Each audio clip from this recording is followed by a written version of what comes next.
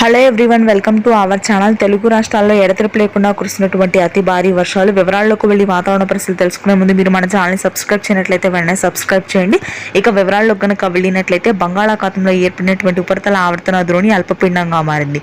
సముద్ర మట్టానికి 2.4 కిలోమీటర్ల లోతులో ఏర్పడిన ఈ ఉపరితల ఆవర్తన ద్రోణి ప్రభావంతో అత్యధికంగా వర్షాలు నమోదు కానున్నాయి తెలంగాణలో రానున్నటువంటి 3 రోజుల పాటు. ఇప్పటికే ఆదిలాబాద్, నల్గొండ, కరీంనగర్, నిర్మల్, సిద్దిపేట, మెదక్, వికారాబాద్, మహబూబ్ నగర్ ప్రాంతాల్లో భారీ వర్షపాతం నమోదవుతుంది. ఈ వర్షాలు మరింతగా పెరిగే అవకాశం ఉంది.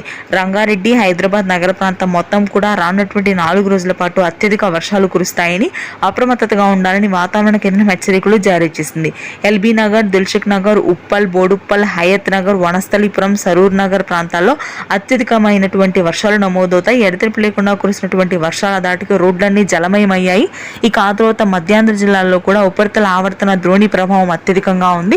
గుంటూరు, కృష్ణా, కోనసీమ భాగాల్లో గత 4 రోజులుగా కురుస్తున్నటువంటి వర్షాలు ఇవాళ రేపు కొనసాగే అవకాశం ఉంది. ఉత్తరాంధ్ర, శ్రీకాకుళం, విజయనగరం, విశాఖపట్నం ప్రాంతాల్లో మాత్రం తేలికపాటి వర్షపాతం నమోదు కానుంది. ఇక ఆ తర్వాత రాయలసీమ భాగాల్లో చిరుజల్లులు మాత్రమే నమోదవుతాయి. Thanks for watching this video.